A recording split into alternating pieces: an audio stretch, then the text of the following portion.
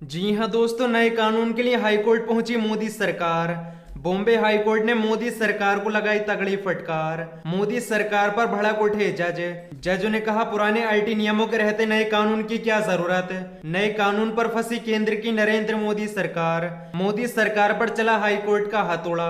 खबर में आगे बढ़ने से पहले लाइक कीजिए इस वीडियो को और चैनल को सब्सक्राइब करने के बाद घंटी बजाना बिल्कुल ना भूलें। बढ़ते हैं पहली खबर की तरफ। बॉम्बे हाईकोर्ट की फटकार। पुराने आईटी नियमों के रहते नए कानून की क्या जरूरत थी। दरअसल इसी साल फरवरी में भारत सरकार ने नए आईटी कानून को मंजूरी दी है और 26 मई से आईटी कानून 2021 प्रभावी है। नए आईटी कानून को लेकर सोशल मीडिया और टेक कंपनियों को आपत्ति है ही। अब बॉम्बे हाईकोर्ट ने नए आईटी कानून को लेकर केंद्र की नरेंद्र मोदी सरकार को फटकार लगाई है। हाईकोर्ट ने केंद्र की नरेंद्र मोदी सरकार से पूछा कि 2009 में लागू हुए आईटी कानून को बदले बिना आईटी कानून 2021 को क्यों लागू किया गया। दरअसल पत्रकार निखिल वागले और लीफलेट नाम की वेबसाइट ने आईटी कानून पर अंतरिम रोक लगाने और याचिका दाखिल की थी, जिसकी सुनवाई करने के बाद चीफ जस्टिस दिवानकर दत्ता और जस्टिस जीएस कुलकर्णी की बेंच ने याचिकाओं पर सुनवाई अपना फैसला सुरक्षित रख लिया है। याचिका में कहा गया है कि नए आईटी कानून के प्रावधान अभिव्यक्ति की स्वतंत्रता से परे हैं। नए आईटी कानून संविधान के अनुच्छेद 19(2) का उल्लंघन करता है। द लीफलेट के अधिवक्ता डेरियस खनबाटा के नए आईटी कानून पर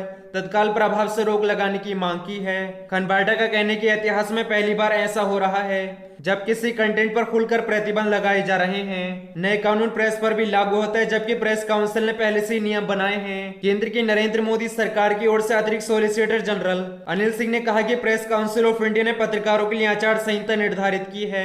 हालांकि बेंच ने यह भी कहा कि प्रेस काउंसिल ऑफ इंडिया के दिशा निर्देशों में भी उल्लंघन के लिए कोई कठोर सजा नहीं है। बता दें कि नए आईटी कानून को लेकर सोशल मीडिया कंपनियों को भी आपत्ति है।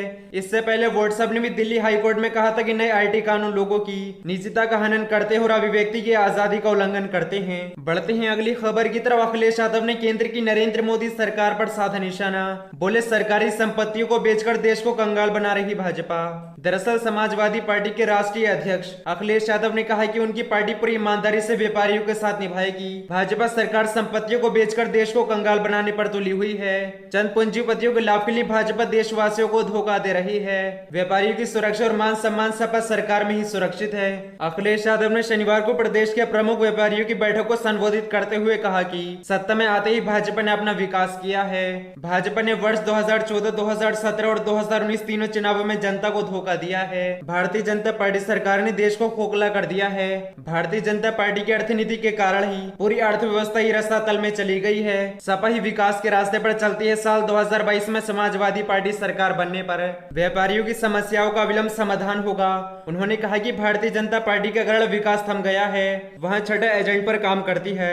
अयोध्या के किसानों के साथ भारतीय जनता पार्टी ने अन्याय किया है। समाजवादी सरकार में ही किसानों की पूरी सुरक्षा होगी। किसान और व्यापारी एक दूसरे के पूरक हैं। भाजपा ने दोनों को दुख दिया है। भारतीय जनता पार्टी सरकार ने अयोध्या के व्यापारियों को उजाड़ दिया।